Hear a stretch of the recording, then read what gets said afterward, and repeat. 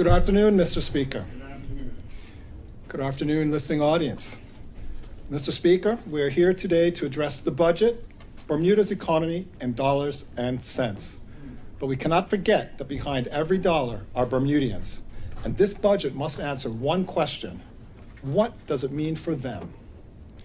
Consider the challenges of the middle-class Smith family, Mr. Speaker. They have 2 children in the public primary school and an aging parent with a chronic illness. They are the sandwich generation, stretched in every direction. The Smiths face tough choices. They want the best possible future for their children, but they no longer trust public schools. They're thinking about a private school. Grandpa Smith needs regular care and is forgetful, but the Smiths can't afford full-time care for him after paying the mortgage and are considering moving him in with them. When the kids are older, they will likely want to stop sharing a room. Should they try to add a room or an apartment? Find a bigger house? How to pay for it? Maybe they should move to the UK like some of the families they've heard of. After all, it would cost them less, with access to good schools and better and more affordable care for Grandpa. But their children will grow up outside of Bermuda and may never return. How do we ensure the Smith family can stay in Bermuda and enjoy the quality of life they deserve? Then there's Miss Jones, who lives alone in a small cottage she owns, but with little to no income. She can't work due to a leg injury. She has no health insurance to cover the doctor's visits and physiotherapy since the retail shop she worked at closed down. There's also no money to keep the roof painted and fix leaks after a hurricane. Miss Jones takes care of her young granddaughter while her daughter is at work. At times, there isn't enough money for the phone or internet, so simple things like paying bills regularly are difficult. Unable to walk for distances and without a car, Miss Jones relies on her daughter to bring groceries and supplies. But her daughter works demanding hours in a restaurant. How can Miss Jones and her daughter receive the support they need to live with dignity and the quality of life they deserve? Mr. Speaker, the individuals named are avatars of the many Bermudians who share similar struggles. They represent the challenges of countless Bermudian families from Sands to St. David's and every parish in between. During this budget debate, we will hold the PLP government accountable to answer the following questions. How does their budget help these Bermudians, not just for today, but tomorrow and the day after? Is the PLP government giving them handouts that will run out? Is the government meaningfully improving their lives by addressing the underlying causes of their issues?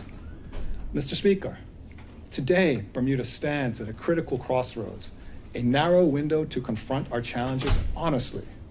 After years of financial strain under the PLP government, years marked by rising debt, mounting pressures on families, and declining trust, the introduction of the corporate income tax, or CIT, allows Bermuda to course correct, to stabilize Bermuda's financial foundations, and support Bermudians in need. The CIT presents the chance to stimulate real growth in our economy and finally create new opportunities for Bermudians to enjoy the quality of life they desire and deserve.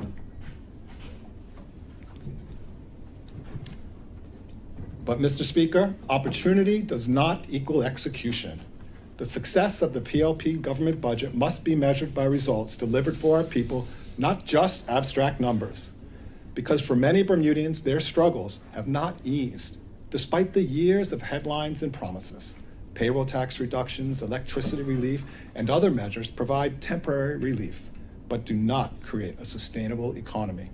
This means having an honest assessment of where Bermuda is today, including the realities of the CIT. While canvassing across the island, we hear the same refrain. Bermudians are overwhelmed by the rising cost of housing and energy.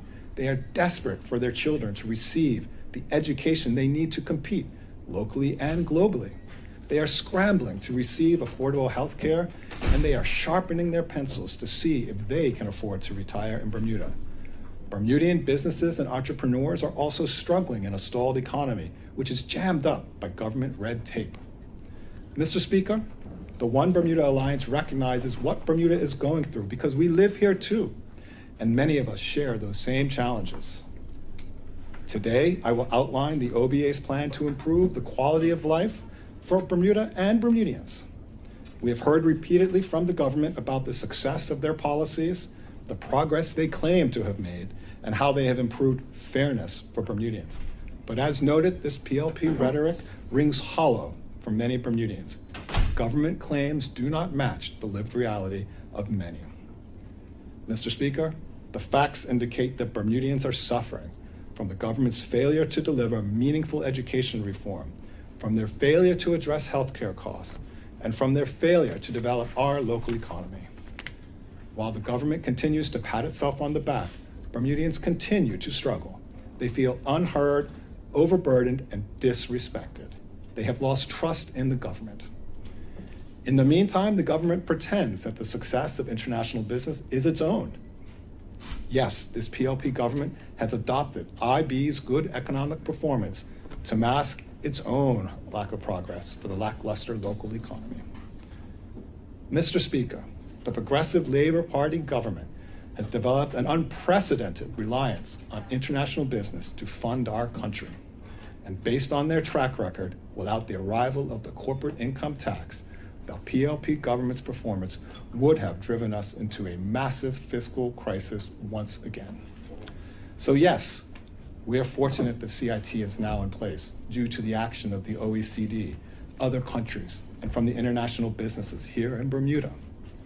It has now been widely acknowledged, including by this government, that the CIT is no magic cure-all and that it comes with many risks. At a high level, we know the CIT revenue may fluctuate from year to year. Global tax rules may evolve, and there are legitimate questions about how long this revenue stream may last. The One Bermuda Alliance believes that the CIT must be carefully and thoughtfully managed so that Bermuda and Bermudians get the most benefit from it in the medium and the long term. If we are prudent in how we handle CIT today, the upside will be that Bermuda will have more money to work with for the long-term benefit of Bermudians. If we are reckless with the CIT money and it falls short, Bermuda will once again face a fiscal crisis. And next time, Mr. Speaker, there will be no lifeline. History has shown us that there will always be some sort of crisis. In the past 20 years alone, Bermuda has faced the Great Recession, a global pandemic, and a severe cost of living crisis. Therefore, the main question before us today is this: has this government demonstrated the discipline, foresight, and execution required to manage this unique opportunity so that Bermuda will be ready for the next crisis? Because improved revenue does not automatically mean improved governance and results from this government. While this budget benefits from new revenue, it cannot erase years of underperformance in education, healthcare, economic development, and public trust. Budgets are not judged by promises, they are judged by the results delivered for Bermudians. This is Premier David Burt's swan song budget, but after his 9 years in the seat, Bermudians must ask themselves, does this fairy tale reflect my reality? Mr. Speaker, a review of the latest economic statistics shows that Bermudians continue to face economic pressures despite the successes of the international business sector. Regrettably, this story remains the same year after year. The revenue increase in the Premier's budget comes from CIT windfalls, inflation-driven gains, and IB payroll contributions, not real government-led reform. Under the PLP government, the economy shrank and then flatlined. It gives me no pleasure to say, Mr. Speaker, that since the last budget, very little progress has been made. In fact, most Bermudians have heard very little of what the Premier has referred to as quiet but meaningful progress. Whatever progress that may be, it is too little, too late. Bermudians need real change and real progress. We have 7 years of gross domestic product, or GDP data, to measure the performance of Bermuda's local economy under the PLP government from 2017 to 2024. Focusing on the lived experiences of Bermudians, setting aside the results of international business, and looking at real GDP adjusted for inflation, the numbers are stark. Mr. Speaker, under the PLP, local GDP remained flat until COVID in 2019 and has barely recovered since. Local GDP has grown only 4.1% since 2017, an average of 0.6% per year. Payroll tax reductions, electricity relief, and other measures provide temporary relief, but do not create a sustainable economy. In contrast, Mr. Speaker, international business has grown 30% over the same period, or 3.8% per year, over 6.5 times as much. That means since 2017, Bermuda's total GDP growth has been driven almost entirely by international business at 9.9% since 2017, or 1.4% per year. Blanket payroll tax reductions, BELCO tax reductions, and vehicle tax reductions are not equitable. Relief should be strategic to help those who need it most, like seniors, caregivers, low and middle income workers, and families. Mr. Speaker, digging into more detail, the GDP from electricity, water, and waste management has grown a whopping 41% since 2017. This pocket of growth, unfortunately, reflects the increasing cost of energy for Bermudians today. Alarmingly, according to the Caribbean Energy Price Index, Bermuda has the highest electricity prices in the Caribbean. Bermuda's electricity prices are 89% above the regional average and more than 3 times the global average. Let me repeat that. Bermudans pay more for power than anywhere in the Caribbean. This is not the kind of reputation we want, nor the kind of growth we should celebrate. This is not economic strength. This is economic strain. Later in this budget reply, we will outline practical steps to reduce these costs and relieve pressures on Bermudian households. Mr. Speaker, agriculture, forestry, and fishing have fallen 28% since 2017. This is alarming, especially at a time when Bermuda should be producing more food locally. Yet, the government recently indicated it will continue to pour money into overseas companies for pie-in-the-sky vertical farming projects. Wholesale and retail trade GDP are down 12%, while accommodation and food service GDP has fallen 13% since 2017. These shrinking statistics come as no surprise to Bermudians who see the empty lots and vacant storefronts in Hamilton every day. They reflect the ongoing decline in retail sales and local jobs. Finally, GDP from real estate sales has grown 17% since 2017, a statistic which the government often highlights. However, this growth is a double-edged sword and is largely driven by rising property prices, which squeeze Bermudians out of the local housing market as overseas buyers purchase homes. Mr. Speaker, this is what stagnation looks like. Turning to retail sales, despite occasional small shoots of growth, the retail sales index has been essentially flat following the steep drop after COVID. After stabilizing in 2023, the retail sales index has seen no material growth over the 2 years to 2025. Bermudians already see this in the empty storefronts in Hamilton. They see it in reduced hours, fewer hires, and limited opportunities. The food component of the retail sales index fell nearly 8% from 2022 to 2023 and has yet to recover. This reflects an economy where Bermudians have not regained their purchasing power since the pandemic. Rising food prices, flat wages outside of IB and public service jobs, and the impact of residents leaving continue to weigh heavily on households. Other disturbing trends include apparel and other store types declining over the past 3 years, while liquor sales have fallen 13% from 2022 to 2025. While some lifestyle changes are natural, the magnitude of these decreases points to fewer people living and spending in Bermuda. Mr. Speaker, the shrinking population is the true legacy of the PLP government. Shipping volumes remain one of the clearest real-time indicators of domestic economic activity. In real terms, you can't sell what you don't import. According to data from Stevedoring Services Limited, container volumes remain significantly below pre-COVID levels. The 5-year average of container volumes from 2021 to 2025 is 7.5% lower than the 3-year pre-COVID average from 2018 to 2020. Break bulk, or loose cargo and construction materials, is down an even more concerning 20% over the same comparison periods. Mr. Speaker, as previously stated, fewer people with less disposable income are purchasing less. This is the true economic reality behind the numbers and the quantifiable impact of this PLP government. Inflation has stabilized and is hovering around 2% post-COVID, which is welcome, but stabilization does not mean affordability. Prices remain elevated and continue to rise from a much higher base. Since 2018, cumulative inflation has reached 14.1%. Median incomes have increased only 10.8% since 2017, largely in managerial and professional roles. Yet many other kinds of jobs have seen far lower growth over that time. Service workers only 7.7%. Agriculture and fishery workers an incredibly low 1.4%.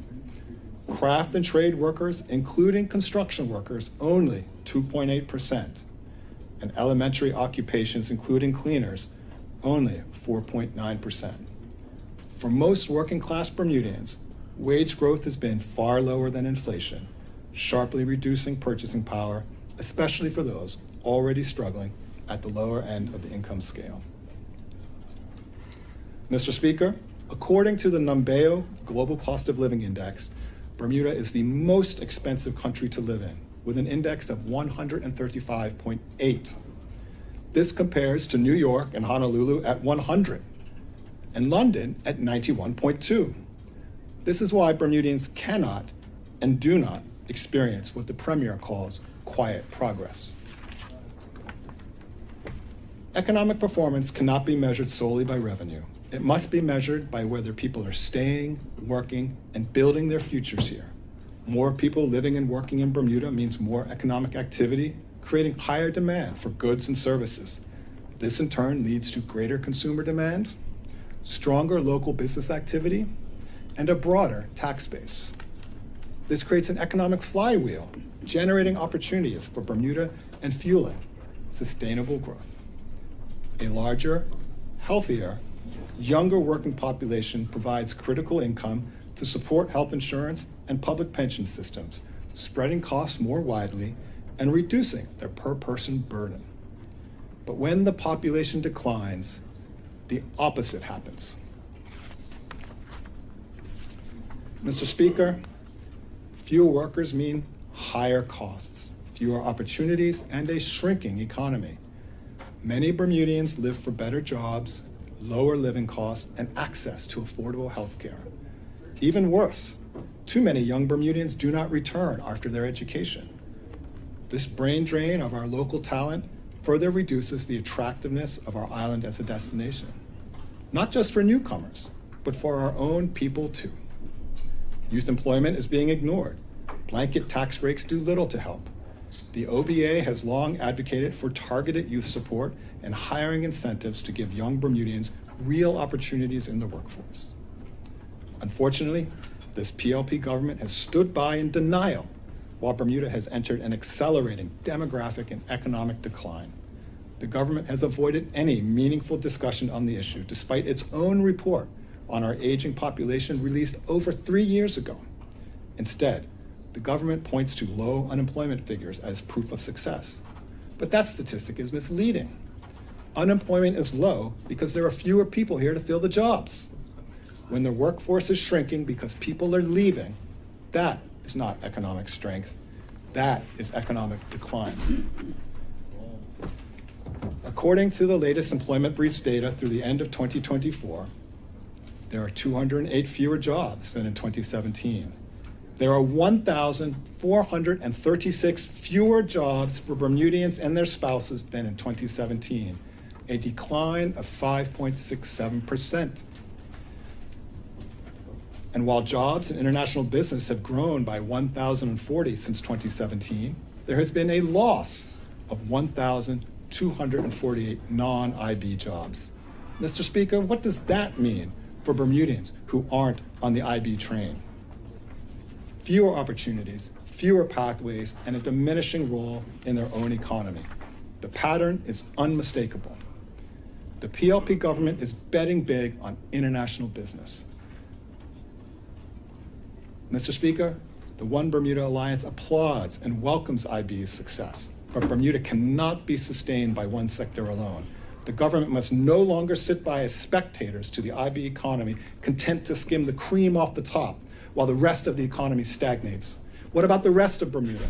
What about the children in our public education system where reform has bitten the dust? How will these Bermudian children be prepared to access these high-skilled IB jobs? What about Bermudians whose skills lie outside of an office building? Don't all Bermudians deserve opportunities to put their skills to work? This government has failed to protect or create Bermudian jobs. Failed, Mr. Speaker. With limited opportunities, many have stopped looking for work, or they leave the island. The government points to projects such as Fairmont Southampton as proof of progress. But when immigration rules were adjusted and hundreds of Cuban workers were flown in to work on that project, how did that help Bermudians in the long term? We need structural solutions, not showcase projects. Given our over-reliance on international business, we must diversify where we can, including regrowing tourism. Mr. Speaker, the tourism data raises serious concerns. In 2025, total vacation and business visitors remain 17% below 2019 levels and 11% below 2024 last year. Total air arrivals remain 30% below 2019 and 3.4% below 2024. Airline load factors, or the number of seats filled, is only at 68% of 535,400 seats versus 75% of 580,000 seats in 2019. We used to have more planes with more passengers. Mr. Speaker, hotel bed nights for the first 3 quarters are slightly up from last year, 511,000 versus 502,000, or plus 1.8%. However, they remain 230,000, or 31% short of 2019. And less than half of this shortage, or about 45%, can be attributed to the closure of the Fairmont Southampton. Even removing that, Bermuda's hotel recovery since COVID is way off the pace.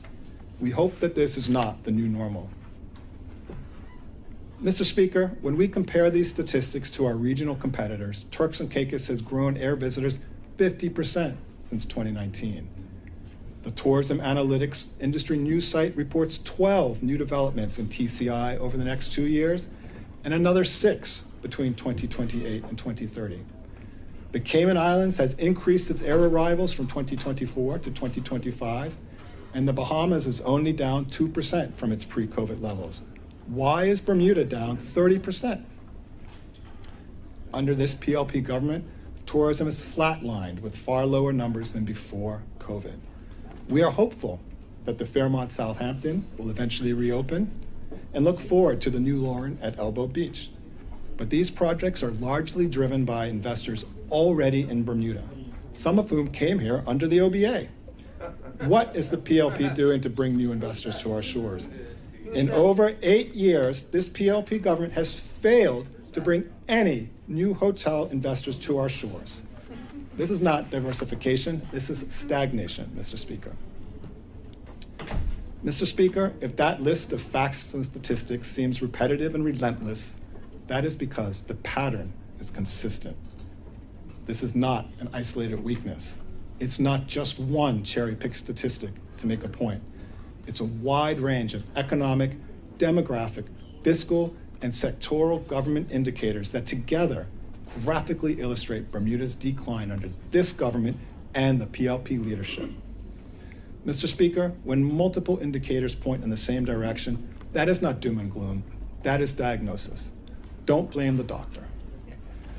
If we fail to diagnose honestly, Bermuda may never course correct.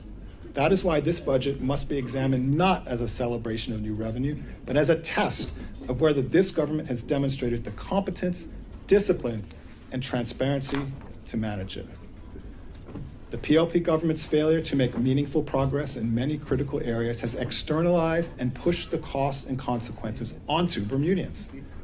Government failures have squeezed Bermudians' wallets and disturbed their peace of mind. This is not a question of funding. It is a question of execution and delivery. Simply put, this government has not and cannot get it done.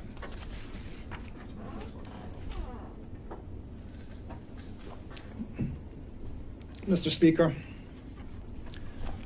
the government's failed education reform, unfortunately and sadly, stands out as a glaring example of failure. Funding is not the primary issue. Bermuda's public education system already spends more per student than private schools. The underlying problems are leadership, execution, and accountability. Who will be held responsible for these failures? Corporate income tax revenue cannot fix the lack of accountability. Bermudian parents are voting with their dollars. Parents are scrimping, saving, and spending their hard-earned money to send their children to private schools after already paying taxes for public education.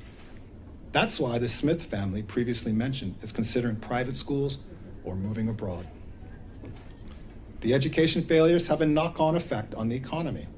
Locals underprepared for jobs means more overseas hiring. Young Bermudians who are left out of our economy leave and don't return. And social service costs rise while income inequity widens. This PLP government is exporting its failures. Mr. Speaker, as you know, the OBA proposes an independent, accountable education authority, professionally governed, performance-driven, and insulated from political interference. And its mandate would be clear: raise literacy and numeracy, improve attendance, reduce disciplinary disruptions, and prepare our students for the future, whether in skilled trades or university. This education authority would be accountable to the public at every stage. We agree that youth and students also need increased mental health and social support. So we were glad to hear the government's plans to reinstate counseling and mental health services, which never should have been removed. Mr. Speaker, healthcare reform is stalled. The promised universal healthcare is always advancing, but never appears closer on the horizon, while digital healthcare progress means nothing to Bermudians stuck in hospital corridors. The PLP government's failures mean many Bermudians still struggle with preventable health issues. Thousands still lack adequate health insurance. For those who are underinsured, costs remain because preventable issues turn into long-term, chronic, and expensive problems.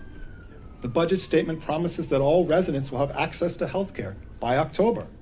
But without details of what that really means, we will reserve our judgment. Expanding benefits for those who already have HIP and future care is useful, but doesn't help those without health insurance today. Mr. Speaker, how would this budget help the Smith family take care of Grandpa?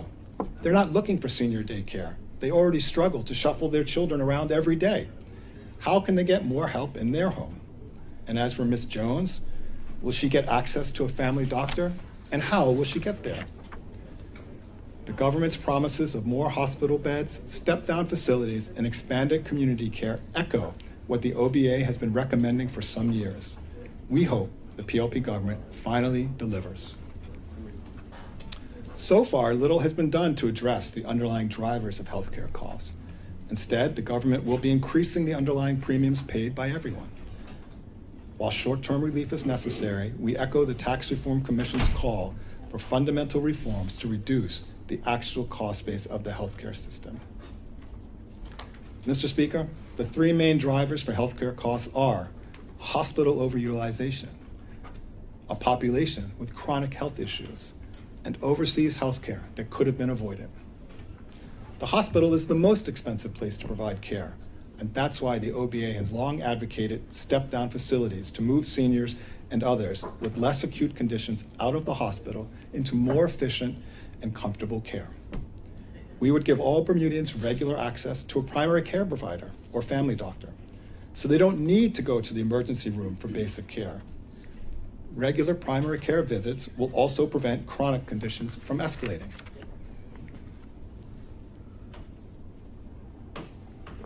Mr. Speaker, overseas health care, which could have been avoided, increases everyone's insurance premiums.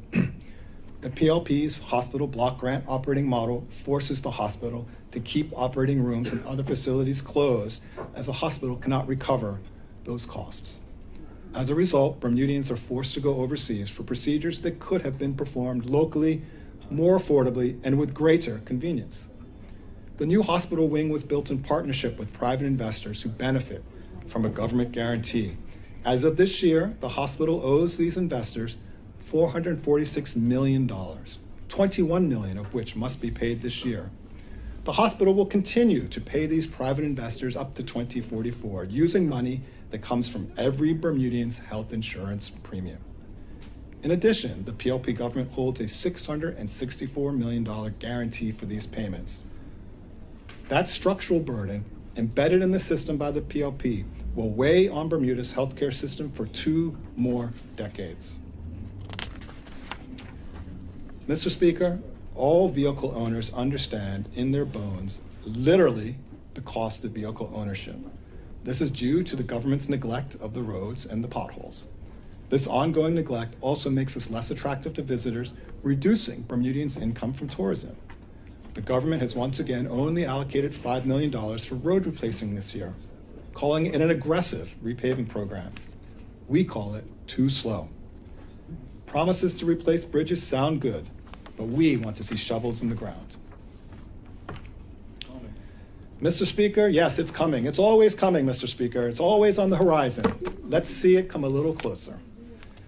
Mr. Speaker, perhaps most tragically, there is the impact on seniors due to decades of financial mismanagement by successive PLP governments. The debts accumulated over the years left inadequate resources for senior health care. Our seniors have lost decades of support they deserve. We're surprised that the government did not mention a specific resource for the 2024 National Senior Strategy. Is this strategy really being truly implemented, or has it been sidelined? While the corporate income tax has been effectively mandated by the OECD and implemented under pressure from international business, let's not pretend that this government would have done this without pressure from the OECD. Right now, the government is playing catch-up on their social obligations. This care should have been provided years ago. And still, part of the government's solution for seniors is to raise the retirement age, so seniors may be forced to keep working just to support themselves. Mr. Speaker, the One Bermuda Alliance supported the government's public service pension reform. However, reform of the contributory pension fund, or social insurance, seriously lags behind. According to the 2023 actuarial review, by 2042, social insurance will run out of money to support its full payment commitments, unless the government chips in more cash. And because we know more people will receive social insurance payments over time, and there will be fewer working people paying into the fund, the structural imbalance is accelerating. Social insurance will run out even before 2042 without serious reform. Plainly stated, if the government does not act, many people working today should not count on social insurance being there when they retire. Mr. Speaker, on a strict legal basis, the government is not directly liable for a shortfall of social insurance funds. But on a moral, social, and economic basis, it is the responsible and right thing to do for the government to support social insurance. Based on the actuarial report, there is approximately a $2 billion unfunded liability that effectively belongs to this government. The One Bermuda Alliance would prioritize using CIT income to pay down Bermuda's debt, which includes this social insurance liability. We would support a one-time payment of CIT funds into social insurance to soften the impact of any changes on Bermudians, such as increasing contributions or raising the retirement age, ensuring that Bermudians are protected while the system is stabilized. Mr. Speaker, Bermudians are increasingly concerned for their safety and worried about crime. The police service is woefully understaffed, and there are critical safety and security issues in our prison. These are long-standing problems, yet the government has failed to make progress. Safety is not optional. We need safety for investors and business confidence. We need safety for tourism, and we need safety for the quality of life for all Bermudians. We welcome increased funding for the Ministry of National Security for staffing and hope that the PLP government can indeed fill the vacant posts. But safety is not just about enforcement and incarceration, it's about rehabilitation. How are we equipping our young men leaving prison to rejoin society when they are released from prison? Where are the government plans for training and reintegration?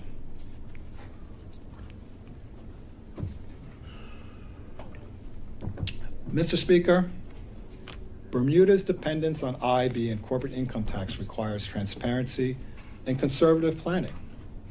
We must understand the dynamics of IB and the details of the corporate income tax.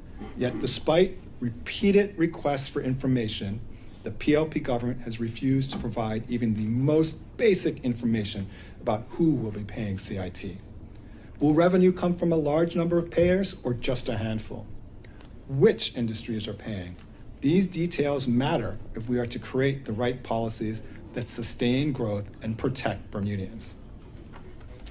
Mr. Speaker, the One Bermuda Alliance believes that most of the CIT revenue will come from a relatively small number of companies concentrated in the insurance and reinsurance industries. When combined with payroll tax contributions from IB, primarily insurance companies, it's clear that the government's revenue and ability to carry out its plans are highly sensitive to the conditions of the international insurance market. Recent years have been favorable for international insurance companies in Bermuda, thanks to relatively low natural catastrophe losses, that's hurricanes, earthquakes, and so forth, producing high profits. The government has enjoyed rising tax revenues. High industry profits produce good initial CIT revenue, and employee bonuses and raises have flowed into the payroll tax coffers. But now, Mr. Speaker, according to BMA data and industry reports, insurers are just coming off a year or two of peak profitability. Already, the January renewals have shown double-digit rate decreases in lines of business such as property catastrophe reinsurance, a core Bermuda specialty. These lower insurance rates, plus anticipated reductions in interest rates, mean both the underwriting and investment drivers of industry profit are reducing at the same time. Additionally, insurance industry losses from natural catastrophes in 2025 were at their lowest level in 6 years and second lowest level in 9 years, according to industry reports. Put another way, Mr. Speaker, since the industry is at a peak of its cycle, we should expect lower profits and results going forward, along with less payroll tax from smaller IB bonuses. In addition, we should also plan for higher natural catastrophe losses than we have experienced for most of the past decade. Combined with CIT payers getting more tax credits over the next few years, we must plan conservatively and expect less CIT revenue in the near term, the medium term, and the long term. Some things are worth repeating, Mr. Speaker. We must plan conservatively and expect less CIT revenue in the near term, the medium term, and the long term. Hopefully that message is getting through. Mr. Speaker, the government's budget and the success of its plans depend solely on the corporate income tax. The $600 million CIT revenue penciled in for 2026 and 2027 represents 1/3 of total revenue. We must plan realistically and conservatively so that any surprises become good surprises, not bad ones. The key questions are, what are realistic plans for handling the corporate income tax revenue? And how can we ensure accountability so that it is spent in Bermuda's best interest? Mr. Speaker, Bermuda faces $1.7 billion of debt repayments over the next 4 years, which means putting away $432 million per year. Yet the government's 3-year plan already falls short by almost $250 million. Meanwhile, expenses before interest are 24% higher than 2 years ago, and spending on consultants has almost doubled to $99 million. We've seen how this plays out before, Mr. Speaker. In addition to the risk to international business profits that will reduce the CIT income from IB, there are also risks arising from the evolving global minimum tax framework and from Bermuda companies' responses to the CIT and Bermuda government policies. Mr. Speaker, the reality is the world is just beginning the global minimum tax regime, or GMT, which caused Bermuda to create the CIT. The OECD rules are under regular revision as countries adopt their own tax policies in response to the OECD. There's already been one major adjustment. The new side-by-side rules that mean the United States gets to keep its own tax rules, which are separate from the OECD rules. Will we see large countries like China or India push for their own special treatment? And what opportunities or challenges will this create for Bermuda? And Mr. Speaker, the cold truth is that the OECD rules are less fixed regulations and more evolving interpretations designed to limit our options. The GMT regime aims to remove the ability of countries like Bermuda to compete on tax policy, placing small, resource-limited jurisdictions like ours in the same boat as much larger economies. We cannot expect favorable treatment under GMT going forward.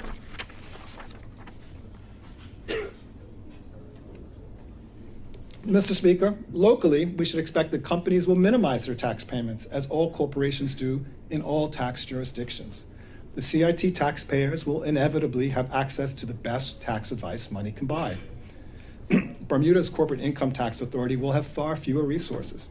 Companies will adjust their structures, where they place functions and staff, and otherwise identify all opportunities to reduce their tax bills. Some companies may even leave Bermuda. Without a tax advantage, our island risks losing its appeal. The challenge for Bermuda's next government is to ensure that Bermuda remains an attractive jurisdiction in which to do business. Mr. Speaker, the good news is that many of IB's concerns are the same as ours.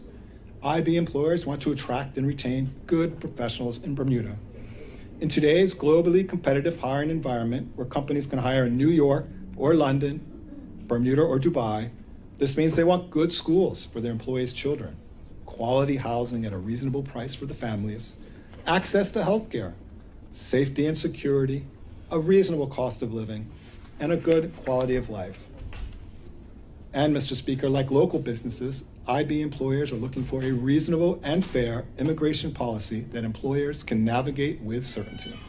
Long turnaround times and arbitrary decision-making that make it difficult for IB companies to bring the talent they need to the island must be eliminated.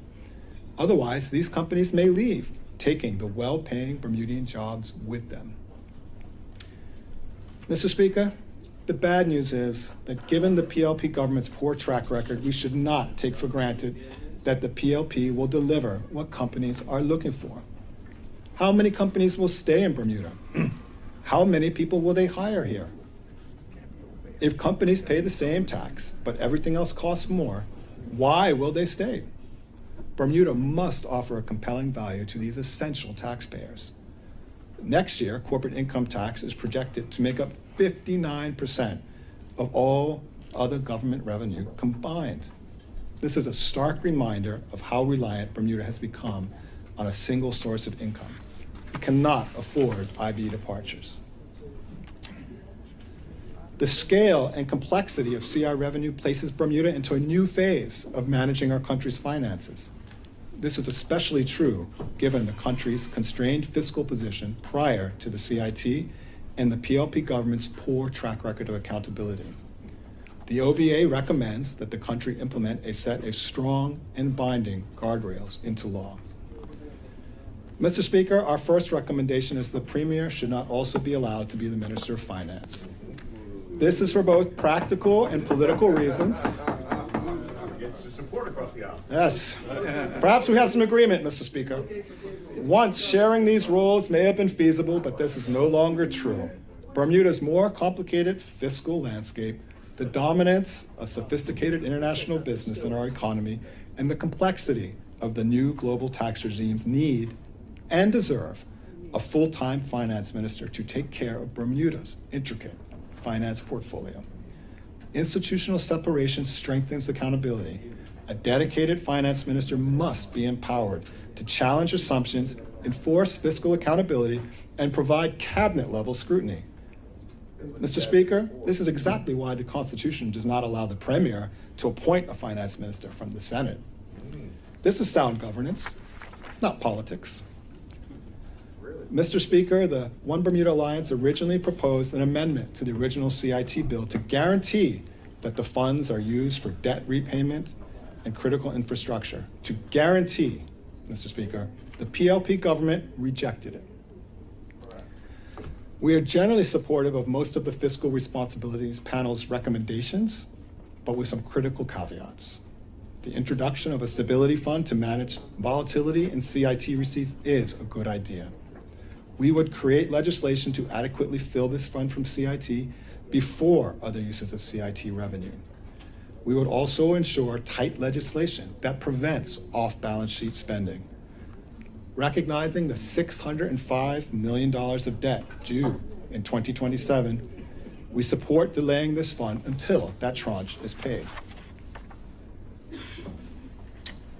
Mr. Speaker, we also support the Fiscal Responsibility Panel's, that is the FRP's recommendation adopted by the government that 70% of net CIT revenues are used to pay debt interest, reduce net debt, or accumulate net financial assets. The government continues to mention a sovereign wealth fund, but should not become distracted. With $605 million of debt due next year, and then another $1.1 billion due in 4 years, the PLP government must keep its eye on the ball. Mr. Speaker, the FRP proposed, and the government says that they are adopting, a rule that the current budget remains in balance or surplus, excluding net CIT revenues, capital spending, and interest payments. The OBA proposes a tighter version of this rule where interest payments should not be funded by the CIT over the medium and long term. In fact, the version of the rule in the previous year's excuse me, Mr. Speaker. In fact, the version of the rule in the previous year's FRP report did not include interest payments. But Bermuda's multi-billion-dollar debt requires $128 million of the taxpayers' money to be spent on interest right now. We propose a transitional version of the rule, Mr. Speaker, that would allow interest spending to be funded by CIT for 3 to 5 years, but not after that. This rule would provide a natural break on overborrowing, which is how prior PLP governments got Bermuda into its fiscal dead end in the first place.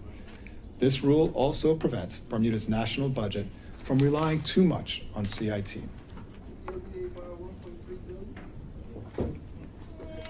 Mr. Speaker, it's almost a scientific law that politicians like to spend money, particularly taxpayers' money. The Premier has floated the trial balloon of implementing an income tax in Bermuda. This reflects the reality that given our debt and spending pressures, even with the CIT, this budget only works over the next few years. The Premier is already looking for more ways to raise taxes. The $124 million of so-called strategic investment in the budget is really mostly current spending. $107 million of health and benefit payments and payments to the hospital. Considering that, this government has increased current spending by $182 million since last year, or over 17%, and total expenses before interest have grown 24% over 2 years. The PLP government has almost doubled spending on consultants over the past 2 years to $99 million, as we've mentioned. Perhaps that is what they mean when they say taking care of their people, Mr. Speaker. That's right. $99 million on consultants, doubled, Mr. Speaker. To control overspending and limit tax increases on Bermudians, the OBA would strongly consider a spending rule. This rule would cap increases in current spending based on a combination of GDP growth and year-on-year expense and revenue growth over a multi-year period. The OBA would also implement a rule for maintenance funds connected to capital spending. Any new capital projects or major refurbishments must have adequate maintenance to avoid the PLP's legacy of a dilapidated incinerator and bridges in critical disrepair. Mr. Speaker, Bermudians want and deserve accountability in how their money is spent, particularly the CIT funds. This means laws and transparent reporting.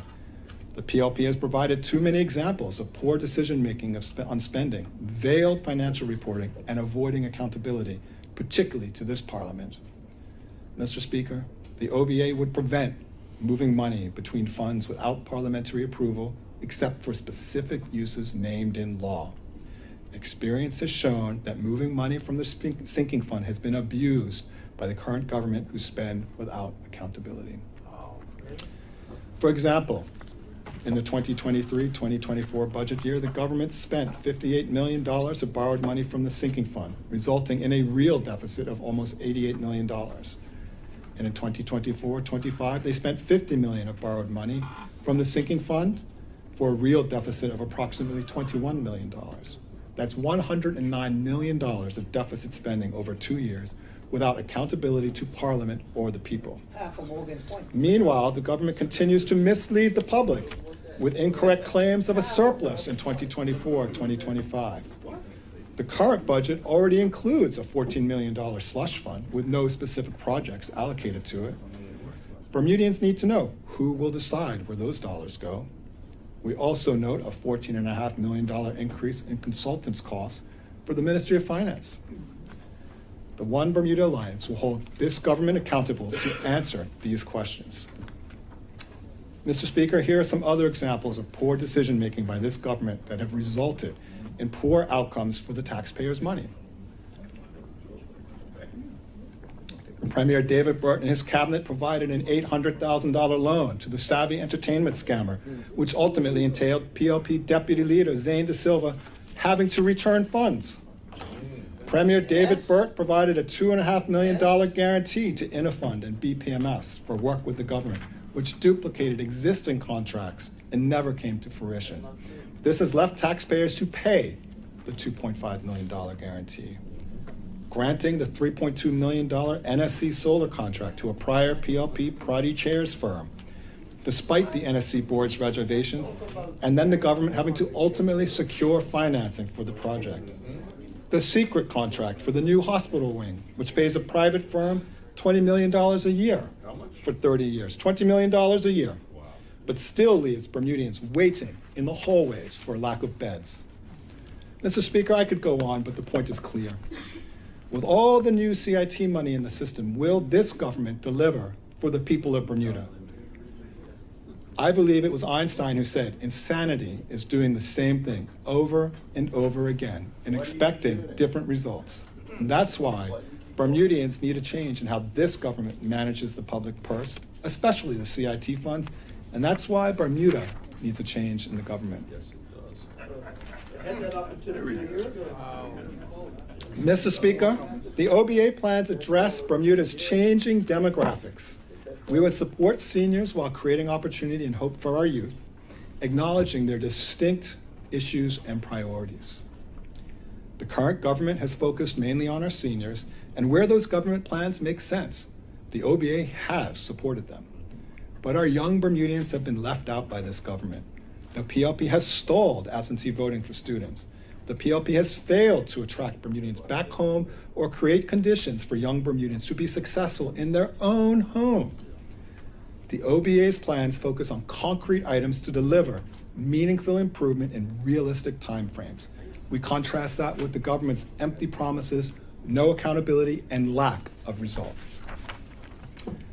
Mr. Speaker, Bermuda's housing crisis requires immediate action to get people off the streets, to provide emergency shelter, and to create the supply across a range of housing types. We would immediately build and run emergency housing using existing government land and properties, such as unused school buildings. While not attractive to some, it is important to note that these units would be for short-term use until residents can move into a more long-term and stable situation. We are disappointed that the government did not mention any support for critical third sector programs such as the Plan to End Homelessness. These programs provide foundational support to help Bermudians step up into more stable lives. Mr. Speaker, the government's plans to seize land and derelict properties from Bermudians are fraught with practical and moral difficulties. And given that the government hasn't even maintained its own properties, their plans seem hypocritical. This government must use its own land and properties before taking property away from Bermudians. However, we are glad that the government followed our advice and is now looking at using the Bermudiana Beach Resort to house Bermudians. Mr. Speaker, we would also subsidize private social housing development. The OBA would do this with construction incentives similar to those granted to tourism development, like duty and payroll tax breaks and rent support. The reality is that housing in Bermuda is expensive to build and maintain. Private investors can't create projects that are affordable for those who earn below median pay while also making a return on investment. These projects and subsidies would fall under the critical infrastructure investments use we propose for the CIT, alongside debt repayment. Mr. Speaker, we would work with the construction and design industries to identify innovative and modern ways to reduce construction costs in Bermuda, retaining the comfort and safety we have today. We love our traditional Bermuda building techniques, but recognize that techniques have also evolved, from stone walls to reinforced concrete, from slate roofs to SKB. Cuts to foreign currency purchase tax will also help reduce the cost of construction supplies. Mr. Speaker, we would create planning rules to enable more efficient use of existing buildings and land. Fast-track planning processes with looser setback and site coverage requirements, among others, can enable owners to add small cottages or apartments to existing houses. This is similar to what other jurisdictions call accessory dwelling units, or ADUs. Mr. Speaker, the OBA would reform landlord-tenant laws to work for everyday Bermudians, not lawyers, providing more certainty over outcomes and timelines. While the government has started this process, current proposals are too complex and confusing. The government's proposed rental registry seems like bureaucratic overreach, and we doubt Bermudians would welcome the PLP government nosing into their affairs. Pending the government's consultation, we recommend looking to successful models like those in New Zealand, with a tenancy tribunal independent from government, transparent appointments, and mandatory but free structured mediation. Ultimately, landlord-tenant relations require accountability from both sides. Bermudians deserve to earn a fair return on their investments, and rental properties can provide critical income for Bermudian families. Every renter deserves to live in dignity in a safe, clean, and well-functioning home. Finally, Mr. Speaker, we would introduce a Housing Incentive Act to encourage new apartments in the city of Hamilton. We must build higher and encourage development that offers a mix of housing for various income levels. The government's current incentives are a start, but more needs to be done. Mr. Speaker, the budget statement referred to a 2025 draft housing strategy, but it has not yet been released. This will make it difficult to assess the government's performance, with $33 million of budgeted capital spending, plus an additional $90 million of off-balance sheet spending guaranteed by the government. Mr. Speaker, Bermudians struggle with healthcare due to our shrinking and aging population and the costs of health insurance. Some don't even have access to healthcare. Serious operational issues at the hospital only make it worse. While improving healthcare in Bermuda is a difficult problem, the OBA's diagnosis points to two main issues: receiving care in the wrong place, including overseas, or not getting the right care at all. We've discussed the OBA's solution, including step-down facilities, community care, and access to primary care for all without using the hospital. To reduce the need for expensive overseas treatments and improve the hospital's operating position, we would eliminate the block grant and consider moving back to a fee-for-service model. The original thinking was that the block grant would incentivize the hospital to control costs, but harsh experience has shown that the unintended consequences are worse than the original problem. We need a blended model so that the hospital can charge for additional services and make the best use of its resources for the community. This would be coupled with accountability and control for those costs, such as a negotiated fee schedule. Importantly, Mr. Speaker, we would partner constructively with the private sector on these reforms, including medical professionals, pharmacists, insurers, and other health providers. Despite its issues, our system can and does provide good care to many, if not all, and we should not throw the baby out with the bathwater. Mr. Speaker, As we know, Bermudians face some of the highest energy prices globally. The One Bermuda Alliance plan for energy costs has three main parts. First, give the regulator more teeth to ensure costs passed to consumers are fairly considered and accurately tracked. For example, the regulator should ensure that all tax breaks and discounts directly benefit customers, while shareholders, not customers, bear the risk for bad management and capital investment decisions. We are encouraged to see the government taking steps to strengthen the regulator, a move the OBA proposed long ago. Second, we would provide BELCO fuel tax breaks, but quite differently from the government. We do not support the blanket tax breaks, which are essentially regressive. Under the PLP proposals, well-off people with large houses who consume a lot of energy will get the biggest benefit. Yet families who earn the least and are already scrimping and saving to reduce their electricity usage will see the smallest benefit. The OBA would provide a progressive approach linked to payroll tax bans or usage. Remember, BELCO already manages tiered usage rates and multiple kinds of billing. Third, Mr. Speaker, we would expand efforts to make it easier for consumers to install and benefit from solar, such as installer self-certifications. And currently, renters can't easily install their own systems, but portable systems unfolded in a backyard during hot summer months or during the day could be a good idea. Mr. Speaker, Bermudians currently pay through the nose to buy and ship overseas fuel to Bermuda to generate electricity. Like other island nations, we must expand our use of renewables to reduce our reliance on these expensive imported fuels. Yes, there are valid concerns about fairness around the use of shared resources such as transmission, distribution, and standby capacity at BELCO. We are confident these can be resolved alongside renewables.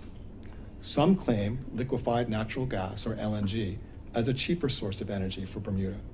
The question for the regulator is, what will provide Bermudians with the most cost-effective energy over the short and medium term right now, including the cost of new infrastructure like tanks and pipelines, which ultimately Bermudian customers will pay for.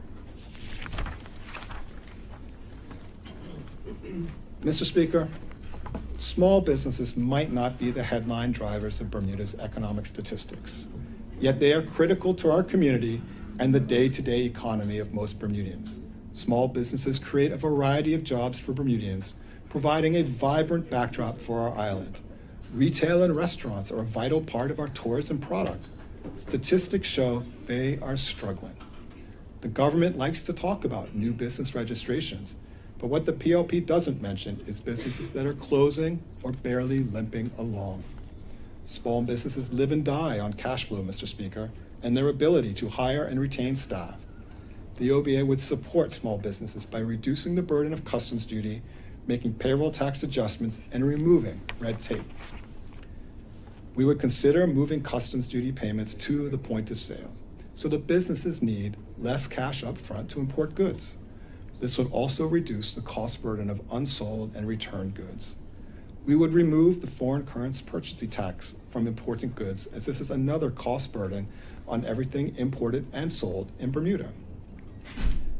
Mr. Speaker, the OBA would continue the new hire relief set to expire this year for companies not otherwise eligible for the new tax credits.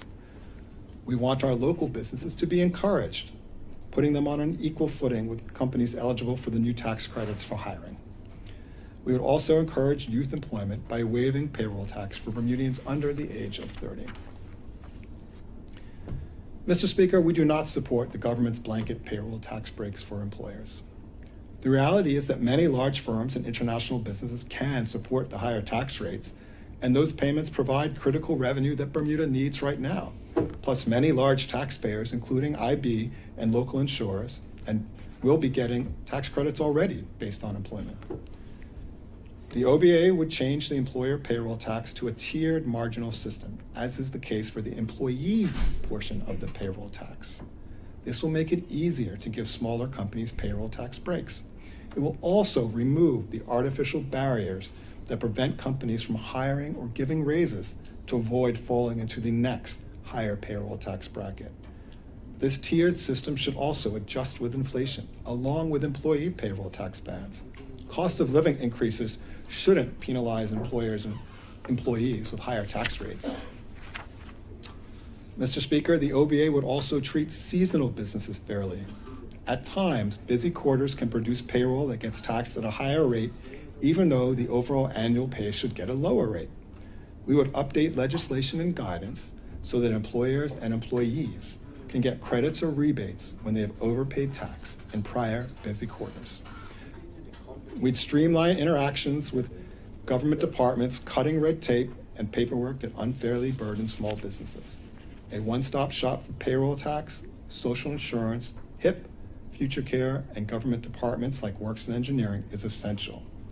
While the government has announced various digital projects to help small businesses, we would go further by providing an in-person concierge for those needing extra support. After all, it is in everyone's interest that all paperwork and payments are correct. Mr. Speaker, Bermudian families, especially young families, continue to struggle with health care, energy, housing, childcare, and education. They all stretch family budgets. Despite giving some blanket tax giveaways, the government budget statement did not mention any specific uplifts for hardship support, rental assistance, or food aid to match the reality of Bermudians' day-to-day struggles. Mr. Speaker, remember that it was the One Bermuda Alliance that first put in place the progressive payroll tax system. And if you call that making things more complicated, I say think harder. As evidenced by this reply, we continue to identify ways to help Bermudians. While addressing food prices is difficult, axing the PLP's failed sugar tax is easy, and the government would do it right away. The OBA would do it right away, excuse me. We wish the government would do it right away. Experience has shown that the sugar tax was not implemented correctly and was never targeted at making people healthier and has been a widespread extra cost on many grocery store items. For example, Mr. Speaker, does it make sense that a sugar-free soda costs the same as one with sugar? The PLP government ought to correct this obvious mistake. Mr. Speaker, there have been interesting ideas in the public recently about setting aside funds for newborns or young Bermudians for use in the future. The OBA thinks that these ideas are worthy of consideration. However, families need help today, and we believe resources should be focused on immediate needs. This kind of future fund can be considered once the country's multi-billion-dollar debt is paid down to a manageable level. Mr. Speaker, the OBA would supply free breakfasts in all public schools. Free school breakfasts have improved educational outcomes in other jurisdictions and eased the stress on busy families. Local efforts by charities such as Bermuda is Love, the Coalition for the Protection of Children, and the Salvation Army have demonstrated the need exists. This important support should be made available to all of our students. Mr. Speaker, reliable and affordable care for young children is harder and harder for families to find. Many nursery operators are struggling under the weight of rising costs. Staff-to-child ratio regulations were well-intentioned, but daycare providers have been clear that most parents cannot handle the financial burden of meeting these requirements.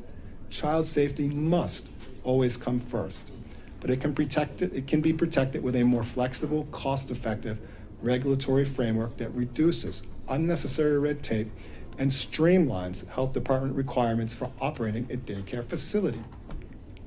By modernizing the rules and introducing targeted tax relief for nursery school businesses, we can ease the financial pressure on nursery operators, help stabilize rising operational costs, and ensure that high-quality early childhood care remains accessible and affordable for Bermuda's families.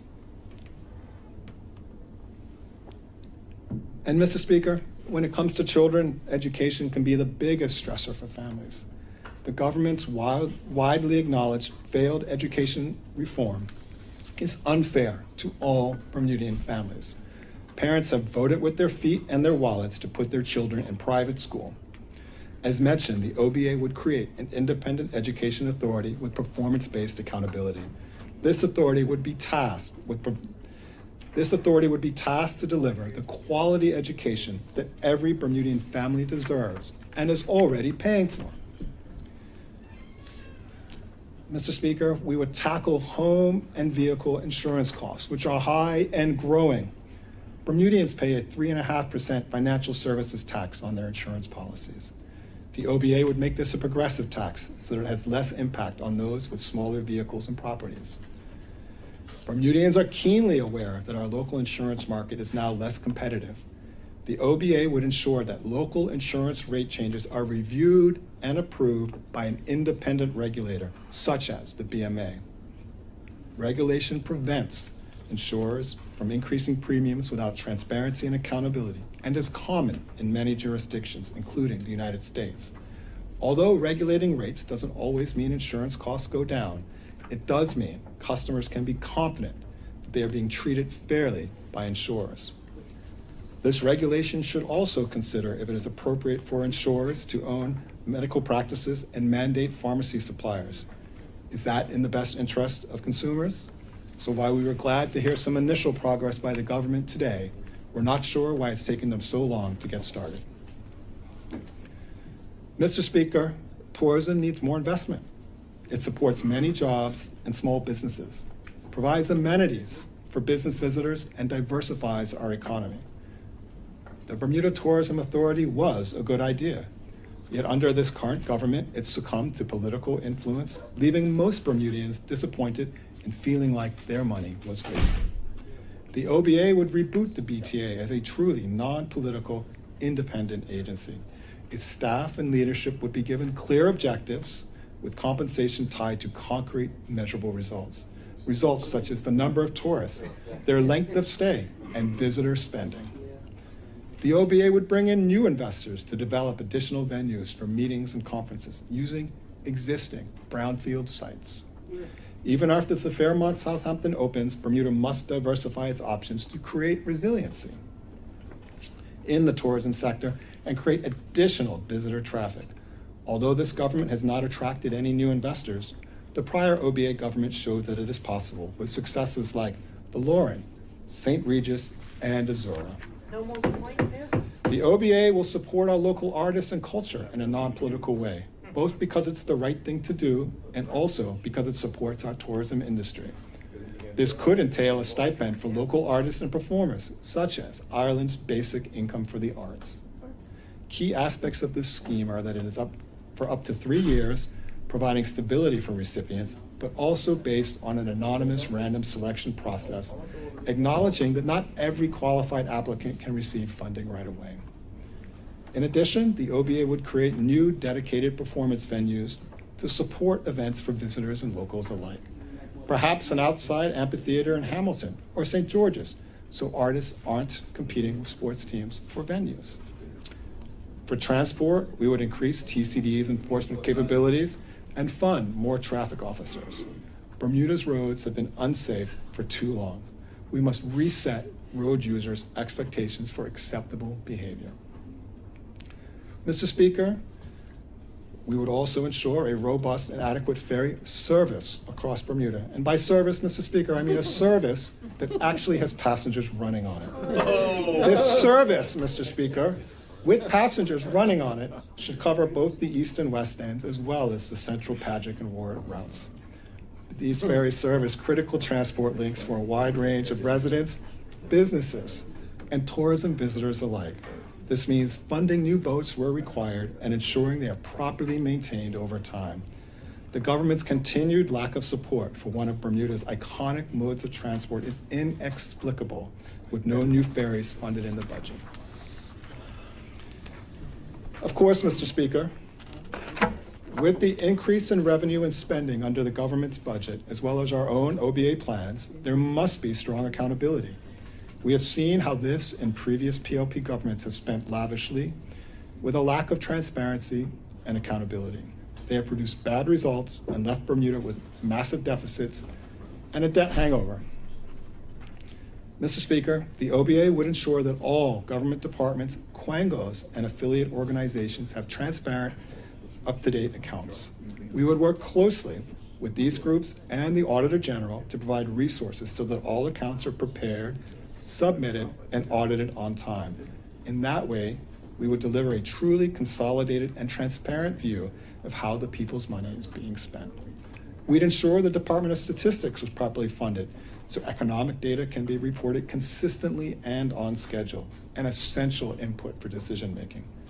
Beyond funding the legally required census, this government's plans show little commitment to include any other increased support for this function.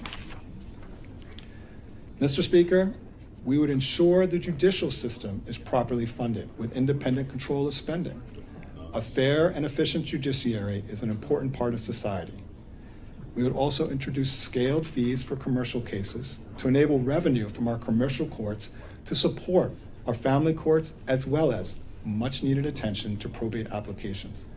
Mr. Speaker, good courts are an asset for a business jurisdiction, and businesses are willing to pay for them. Finally, Mr. Speaker, we support a more independent Parliament. This includes giving Parliament control over funds to provide appropriate working spaces for staff and legislatures, and support for scrutiny committees such as the Public Accounts Committee and the Oversight Committee. Ultimately, Bermuda's historical Parliament ought to be restored to its proper place on the Hill, fully equipped to carry out the business of the people. The PLP government has starved Parliament for resources with only a $1.7 million allocation towards restoring the People's House. Mr. Speaker, how to get it done? Bermuda's people have many needs right now, and we've presented a wide range of initiatives to meet those needs. We've outlined why the CIT revenue is not the magic bullet the current government hopes for, and explained why we must provide targeted support while maintaining a focus on paying down our debt. A natural question then is, how will an OBA government fund its proposals? Yes. Mr. Speaker, the short answer is by not wasting money, by targeting tax breaks for those who need them most, by being more efficient and effective, and above all, by paying attention to Bermudians. And many of our common sense proposals don't need much, if any, spending. Fixing education is not a cost issue, it's a performance issue. Our proposals to improve health outcomes will require some initial spending, but ultimately it will cost less. Bringing investors to Bermuda for new projects doesn't cost money, and giving tax breaks on projects that wouldn't otherwise happen also costs nothing. Mr. Speaker, it's not hard to identify PLP spending that never should have happened. Everyone is familiar with the money given away to Savvy, the vertical farming boondoggle, and the millions wasted on the gaming commission. And we've already mentioned the $2.5 million failed guarantee for BPMS and Inifund. A look through the contracts list will identify things like $300,000 on research for IDT, and the government is still paying through the nose for a Middle East consultant. Mr. Speaker, while we are discussing the Middle East, I challenge the PLP government to explain to Bermudians what concrete benefits have come from all these ministerial visits and conferences. How many new jobs will they create for Bermudians? How much new investment? Remember, money isn't the only resource that can be wasted. Our leaders are accountable to the people for how they spend the public purse and how they spend their time.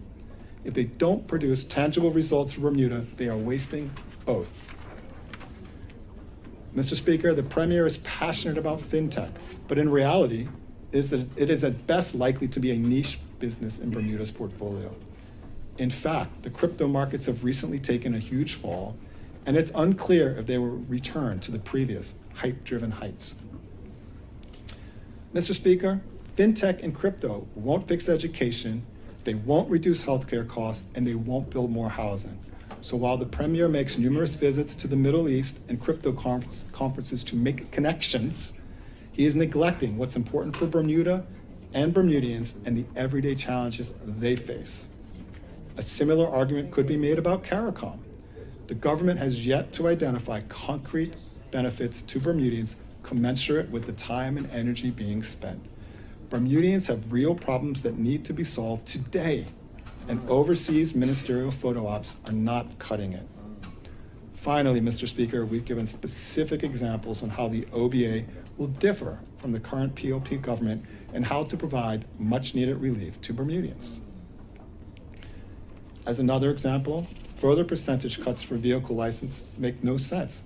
Why should well-off people with big cars get a larger benefit from families already struggling to afford a little car?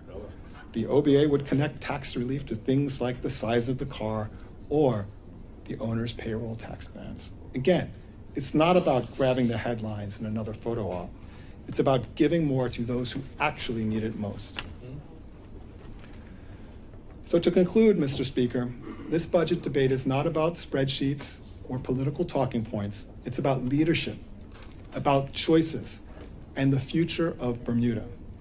We have laid out the facts and have taken a detailed look at the poor performance of this PLP government and the risks in their fiscal approach.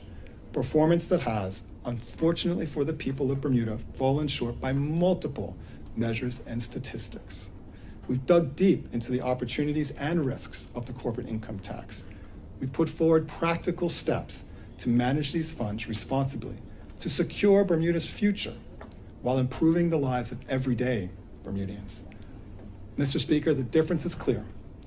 The One Bermuda Alliance focuses on fixing the underlying issues facing Bermuda, not on temporary band-aids for short-term political wins. We would target support where it is most needed, protect our revenue base, create growth and opportunities, and build long-term stability instead of chasing short-term political applause. As we began our response to this budget with the stories of the Smith family and Miss Jones, let us remember what those stories represent: the quiet pressures facing working families, the anxiety of seniors living on the edge, and the very real questions about whether opportunities exist for our young people. Their experiences reflect the lived reality of Bermudians who work hard, play by the rules, and still wonder whether this country is working for them. Mr. Speaker, budgets are about more than numbers. They're about whether families can build a life here, whether seniors can age with dignity, whether young Bermudians see real opportunity or more empty promises. It's time for transparency. It's time for responsibility. And it's time for this PLP government to be accountable to all Bermudians. On this 21 square mile island, we need an economy that finally works for our people. One that is stable enough to inspire confidence, fair enough to protect the vulnerable, and strong enough to secure our future. This is the Bermuda that the One Bermuda Alliance is committed to creating, not just for today, but for generations to come. Thank you, Mr. Speaker.